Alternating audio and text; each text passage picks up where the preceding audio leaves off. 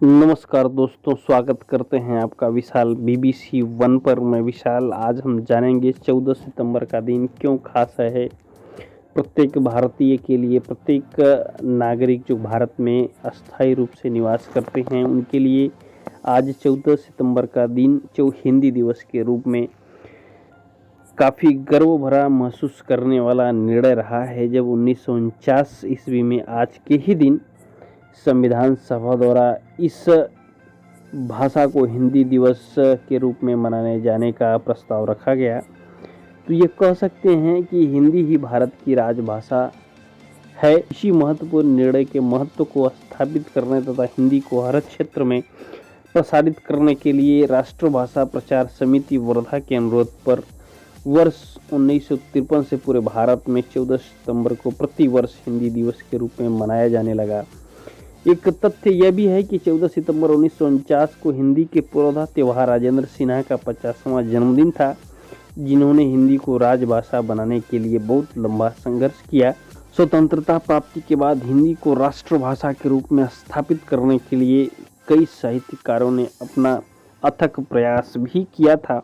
आइए जान लेते हैं कि हिंदी भाषा में पुरस्कार भी प्रदान किया जाता है। यदि कोई व्यक्ति हिंदी भाषा से उत्साहित हो, लोगों को प्रेरित करे और अच्छी शब्दों की तारतम्यता के साथ हिंदी भाषा का प्रयोग करे तो उसे सम्मान भी प्रदान किया जाता है, जो सम्मान राष्ट्रभाषा गौरव पुरस्कार का नाम दिया जाता है। जबकि और एक पुरस्कार है राष्ट्रभाषा कीर्ति पुरस्कार, जो किसी विभाग या समिति को प्रदान किया जाता है।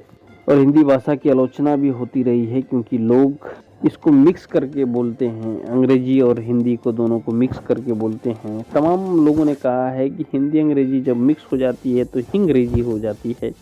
वो हिंदी कहाँ रह जाती है, ना ही अंग्रेजी रह जाती है, वो हिंग्रेजी हो जाती है। और आज हिंदी भाषा सिर्फ दिखावे की भाषा रह गई है, ऐसा आलोचक कहते हैं, क्योंकि सरकारी कामकाज की भाषा में ज़्यादातर अंग्रेजी भाषा का महत्व है और अंग्रेजी भाषा में ही ज़्यादातर सरकारी कर्मचारी कामकाज की भाषा बनाते हैं। लेकिन कुछ लोगों की सोच यह भी है कि ये विविध कारण बताकर हिंदी दिवस मनाने का विरोध करने और मजाक उड़ाने वाले यह चाहते रहते हैं कि हिंदी के प्रति रही सही अपनत्व की भावना भी समाप्त हो जाए। आइए हिंदी के बारे में कुछ खास बातें और जान लेते हैं कि हिंदी भाषा ना सही, लेकिन भाषा केवल विचारों और भावनाओं को व्यक्त करने का माध्यम नहीं है, अपितु यह संस्कृति, संस्कार और सभ्यता का ताना बाना भी है। भाषा ही हमें एक रूपता प्रदान करती है, हमारे भीतर अपनेपन का बीजारोपण करती है। जिसके पास भाषा नहीं है वह मूक है। किसी भी देश की पहचान उस देश में बोली जाने वाली भाषा से ही होती है। एक देश के नागरिक जब अन्य देशों में जाते हैं तो वे भाषाई आधार पर ही जाने जाते हैं। हमारे भीतर अपनी भाषा का गौरव होना चाहिए। यह गौरव हमारे आत्मविश्वास को बढ़ाता है, हमारे व्यक्तित्व को निखारता है, हमारी आंतरिक चेतना को जगाता है। हिंदी से ही हम अपने विचारों को प्रसार कर देते हैं, जिससे हमें ख्याति प्रदान होती है, ख्याति मिलती है। यदि किसी देश की अपनी कोई भाषा नहीं है तो वह देश कभी उन्नति नहीं कर सकता। यदि उसकी अपनी एक भाषा है और उस राष्ट्र के नागरिक उस भाषा का सम्मान नहीं करते हैं, उसका प्रयोग कभी नहीं करते हैं, तो भी उस राष्ट्र का गौरव संकट में पड़ सकता है।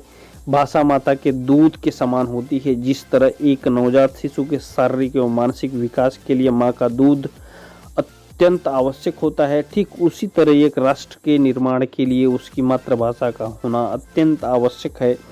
देखा जाए तो हिंदी भारतीय जनमानस के रक्त में प्रवाहमान है। हिंदी में भारतीय संस्कृति रची बसी है। इसे भारतीयों स्वमेव माँ का स्थान दिया है। यह वही भाषा है जिसमें करोड़ों भारतीय चिंतन करते हैं, अपने विचार व्यक्त करते हैं, अपनी संस्कृति के गीत गाते हैं और राष्ट्र के वैभव का स्वर उन्नत करते हैं। हिंदी भारतीय ज्ञान परंपरा की वाहक भी है।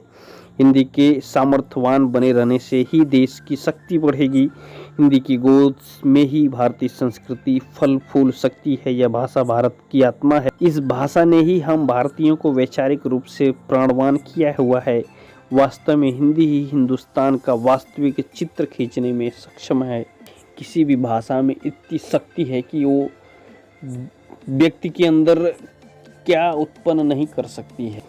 फिलहाल अभी तक के लिए इतना ही। आगे की अपडेट के लिए बने रहिए लगातार विशाल BBC वन पर।